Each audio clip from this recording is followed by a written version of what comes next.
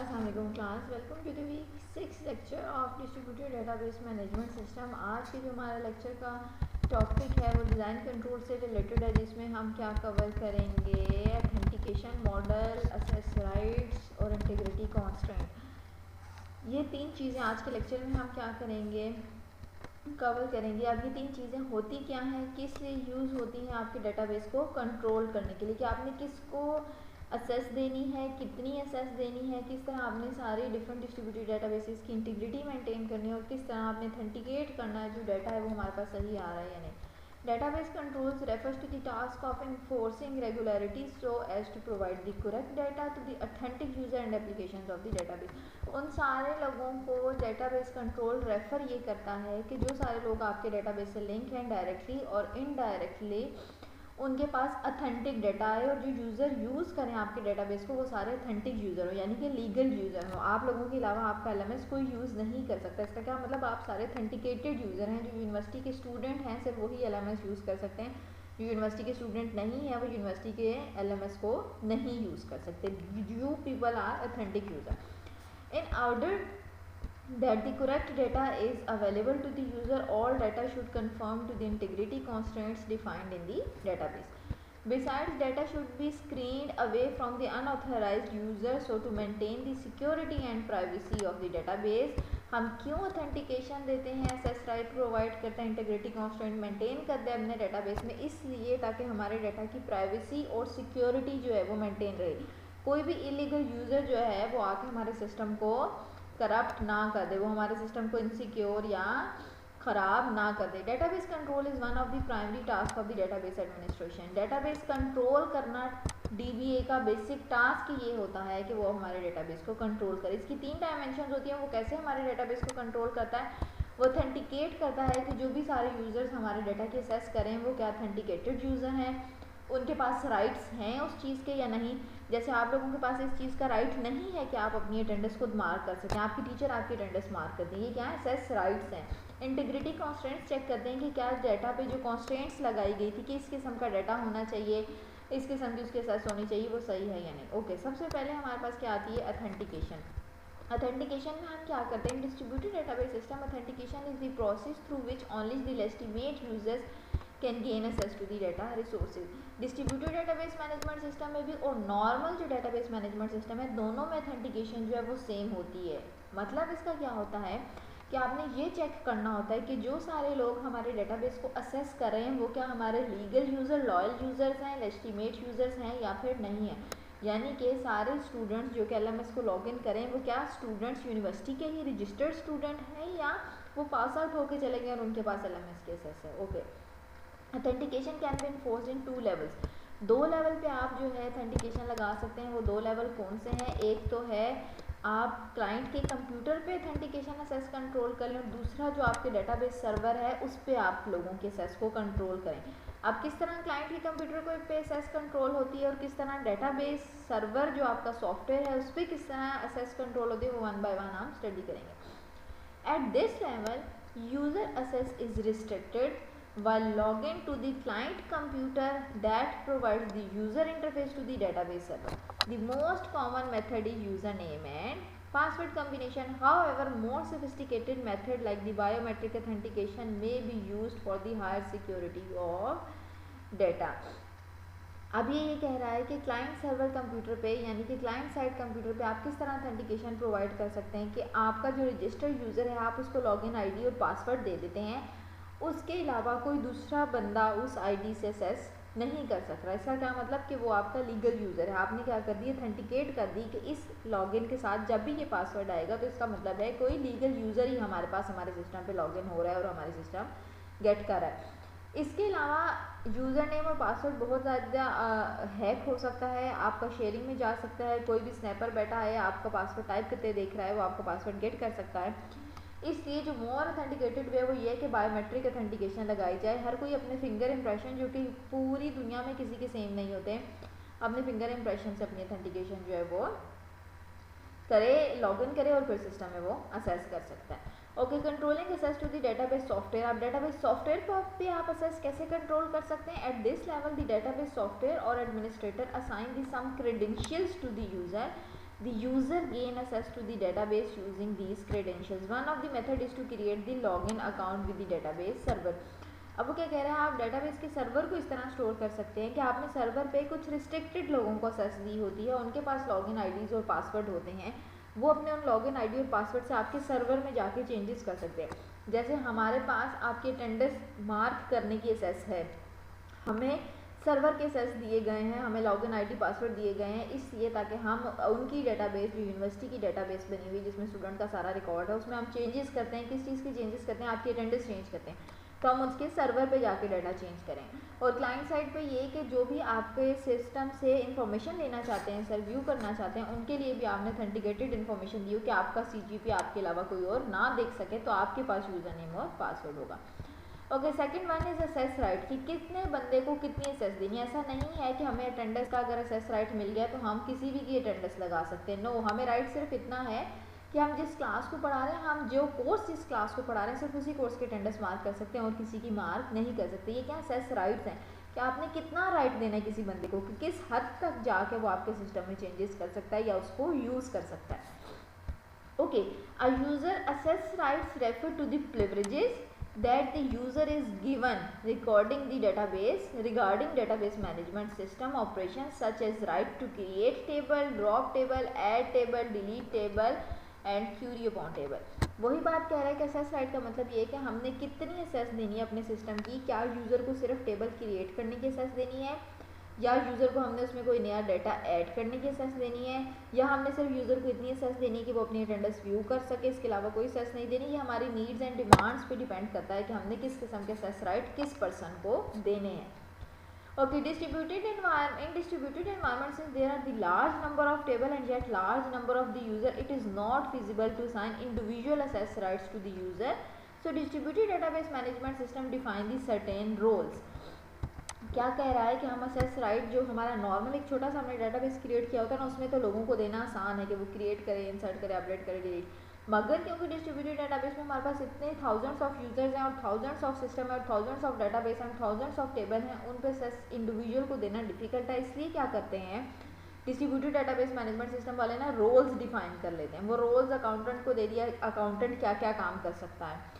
एक रोल दे दिया हमने टीचर को कि टीचर क्या क्या काम कर सकते हैं। एक रोल बना दिया स्टूडेंट का कि स्टूडेंट क्या क्या काम कर सकते हैं। अब स्टूडेंट आप जिस तरह IUB वाले जो काम कर सकेंगे रहीमिया खान वाले कैंपस वाले, या IUB वाले भावलपुर वाले कैंपस वाले, या IUB वाले भावल नगर वाले कैंपस वाले, सब एक ही तरह का काम करेंगे, क्योंकि डिस्ट्रीब्यूटेड सिस्टम पे हमने क्या कर लिया होता है, एक रोल क्रिएट कर लिया होता है। A role is a construct with the certain privileges within a database system. Once the different roles are defined, the individual users are assigned one of these roles. Often the hierarchy of the roles are defined according to the organizational hierarchy and authority of responsibility. For example, आप एक example दी हुई छोटी सी कि distributed database system में role कैसे create होता है। हमने अकाउंटेंट जो पर्सन है उसका रोल क्रिएट करना है और उसको कोई रोल असाइन कर देने यूज़र ABC को। अब अकाउंटेंट के पास क्या होना चाहिए, वो क्या क्या कर सके, वो क्या कर सके, सिलेक्ट भी कर सके, इंसर्ट भी कर सके, अपडेट भी कर सके, किस टेबल पे, अकाउंटेंट के टेबल पे। फिर अकाउंटेंट को हमने क्या दिया है, रोल इंसर्ट करने का दिया है, अपडेट करने का दिया और डिलीट का दिया। थर्ड हमने उसको रोल असाइन किया है वो इंसर्ट कर सके और सर्च भी कर सके। फोर्थ हमने उसको रोल असाइन किया है कि अकाउंटेंट के पास जितने राइट्स हैं वो फर्दर ABC जो यूज़र है उसको मिल जाए। अब इस पूरी क्यूरी में हो क्या रहा है, सबसे पहले हमने एक रोल क्रिएट किया अकाउंटेंट का, यानी हमें ये बताना है कि जो अकाउंटेंट है वो क्या क्या काम कर सकता है। अब वो क्या कर सकता है, हम उसे ग्रांट करें, क्या क्या ग्रांट करें, वो सिलेक्ट भी कर सकता है, इंसर्ट भी कर सकता है, अपडेट भी कर सकता है। किस टेबल पे, एम्प्लॉय सैलरी वाले टेबल पे कौन कर सकता है, टू अकाउंटेंट का मतलब कि इस अकाउंटेंट वाले पर्सन को एम्प्लॉय वाले टेबल में इंसर्ट, अपडेट और सिलेक्ट के ऑप्शन प्रोवाइड कर दो कि वो ये 3 काम कर सके। सेकंड क्या किया है, grant, insert, update, delete on tender. Tender के टेबल पे क्या क्या अलाउ कर दो, इंसर्ट अलाउ कर दो, अपडेट अलाउ कर दो, डिलीट अलाउ कर दो, किसको, अकाउंटेंट को। इसी तरह क्या करो, एक्सपेंसेस वाले टेबल में सिर्फ सिलेक्ट और इंसर्ट क्या करो, वो प्रोवाइड कर दो अकाउंटेंट को, उसमें वो अपडेट और डिलीट कुछ ना कर सके। इस असाइनमेंट को कमिट कर दो। आप क्या किया, अकाउंटेंट एक पर्सन था जिसको आपने ये 3 रोल दे दिए। अब ये जो अकाउंटेंट है ये आगे फर्दर ABC यूज़र यानी कि रहीमयार खान वाले कैंपस के अकाउंटेंट को अपने रोल्स देना चाहता है, तो वो क्या करेगा, ग्रांट अकाउंटेंट यानी कि ये सारे रोल अकाउंटेंट्स वाले ही क्या करो, ABC जो कि रहीमयार खान वाले अकाउंट्स वाले डिपार्टमेंट में बंदा बैठा उसको ये रोल्स दे दो। ओके, नेक्स्ट हमारे पास क्या है, इंटीग्रिटी कंट्रोल्स आ जाते हैं। फर्स्ट हमारे पास कुछ different types of integrity control हैं। डाटा इंटीग्रिटी कंट्रोल है, एंटिटी इंटीग्रिटी कंट्रोल है एंड डिफरेंशियल इंटीग्रिटी कंट्रोल है। तीनों के तीनों सेम है जो हम नॉर्मल डेटाबेस में पढ़ चुके हैं। ओके, सिमेंटिक इंटीग्रिटी कंट्रोल्स अब होते क्या हैं। Semantic integrity control defines and enforce the integrity constants of the database, यानी कि आपका डेटाबेस जो है वो इंटीग्रेटेड फॉर्म में होगा, उसके ऊपर कुछ कंडीशंस लगाई होंगी, वो कंडीशंस फुलफिल करनी चाहिए आपके डेटाबेस को, उनको हम क्या कहते हैं, इंटीग्रिटी कॉन्स्टेंट कहते हैं। उनके आगे फर्दर 3 टाइप हैं। हम डाटा टाइप की भी इंटीग्रिटी लगा सकते हैं कि किस किस्म का डाटा होना चाहिए, डिफरेंट एंटिटीज़ की भी इंटीग्रिटी लगा सकते हैं और फॉरेन की और प्राइमरी की भी इंटीग्रिटी क्रिएट कर सकते हैं, जिसको हम क्या कहते हैं, रेफरेंशियल इंटीग्रिटी कहते हैं। ओके, अब 1 बाय 1 इनकी डिटेल स्टडी करेंगे। डाटा टाइप इंटीग्रिटी में होता है कि ये तीनों सेम है, ऑलरेडी आप डाटाबेस में ये कवर कर चुके होंगे, मगर फिर भी मैं आपको एक बार ये रिवाइज कर देती हूँ। अ data type constraint restricts the range of values and the type of operations that can be applied to the field with the specified data type।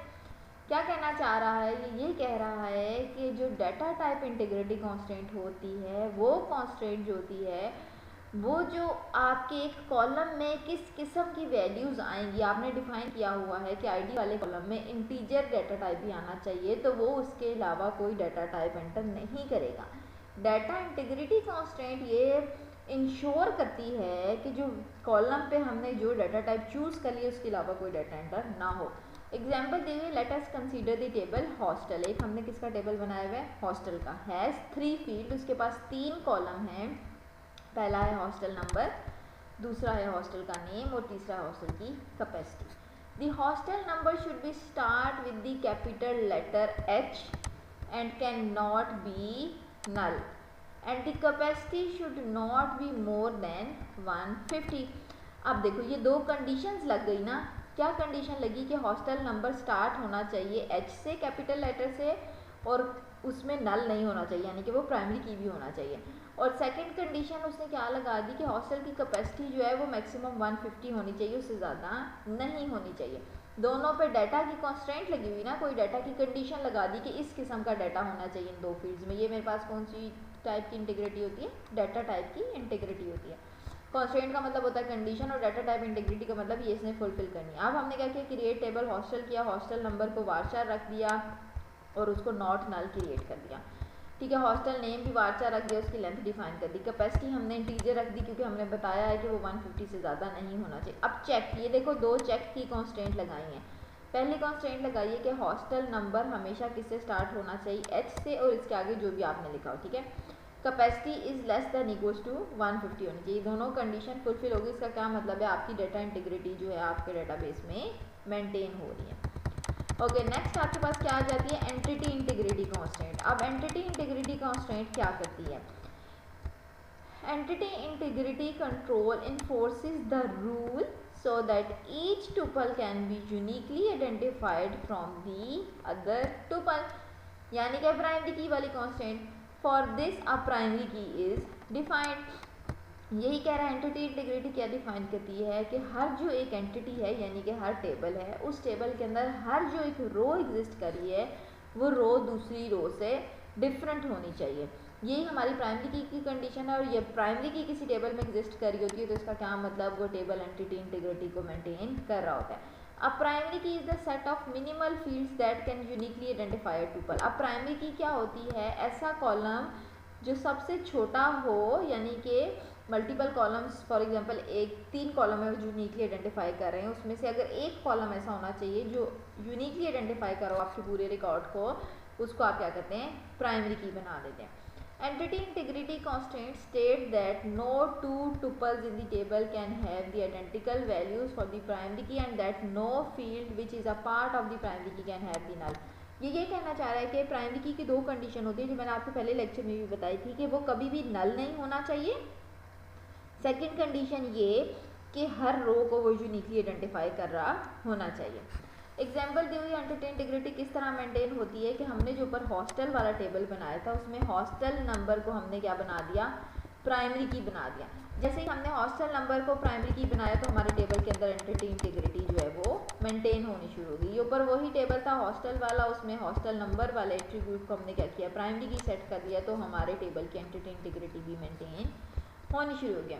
Okay, last one is referential integrity. Referential integrity क्या होती है, foreign की, जैसे मैं आपको ऊपर बता चुकी हूँ। Referential integrity constraints Lay's down the rule of foreign की। A foreign key is a field in the data table that is the primary key of the related table.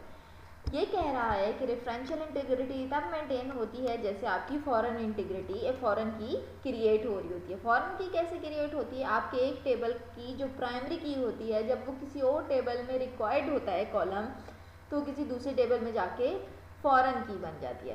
The referential integrity constant lays down the rule that the value of the foreign key field should either be among the values of the primary key of the reference table और be entirely the null. क्या कह रहा है, foreign की के लिए condition, जो दो कंडीशंस एग्जिस्ट करती हैं वो ये, एक तो वो नल हो सकती है, सेकंड आपकी फॉरेन की हर वैल्यू मैच करनी चाहिए आपकी प्राइमरी की वाले वैल्यू से, तो आपके पास रेफरेंशियल इंटीग्रिटी सिस्टम में मेंटेन हो जाती है। For example let's us consider a student table. आप एक स्टूडेंट का टेबल कंसीडर करें वेयर द स्टूडेंट में opt to live in the hostel, जहाँ पे स्टूडेंट ने चूज़ किया है कि वो हॉस्टल में रहना चाहता है। To include this, the primary key of the hostel table should be included as the foreign key in the student table. Obviously, अगर स्टूडेंट जो है वो हॉस्टल में रहना चाहता है तो जो प्राइमरी की है हॉस्टल वाले टेबल की वो स्टूडेंट वाले टेबल में आके क्या बन जाएगी, फॉरेन की बन जाएगी। जैसे ही हॉस्टल वाली की जो है वो स्टूडेंट वाले टेबल में आके फॉरेन की बनेगी तो आपकी सिस्टम के अंदर रेफरेंशियल इंटीग्रिटी जो है वो मेंटेन होनी शुरू हो जाएगी। क्या लिखा हुआ है, create table student, student roll number, primary की है नेम, उसका वारचार है हाउस की। लास्ट वाली देखो क्या लिखा है, स्टूडेंट हॉस्टल वारचार रेफरेंसेस हॉस्टल। कि स्टूडेंट हॉस्टल वाला जो एट्रीब्यूट है वो वारचार डाटा टाइप का, वो रेफरेंस किसको प्रोवाइड कर रहा है, हॉस्टल के टेबल को, यानी कि हॉस्टल के टेबल की जो एट्रीब्यूट है स्टूडेंट हॉस्टल वाला वो उठा के क्या करो, फॉरेन की क्रिएट कर दो किस टेबल में, स्टूडेंट वाले टेबल में। ओके बेटे, this is all about design control. इसके बाद हमारे डिज़ाइन कंट्रोल ख़त्म हो जाएंगे और हमारी कॉन्फ्रेंसी आगे से स्टार्ट हो जाएगी। किसी बच्चे को कोई क्वेश्चन होगा तो मुझसे ऑनलाइन क्वेश्चन आंसर सेशन में पूछ लेंगे, और आपकी क्विज़ और असाइनमेंट्स ड्यू हैं वो आप लोगों ने मुझे प्रोवाइड करने।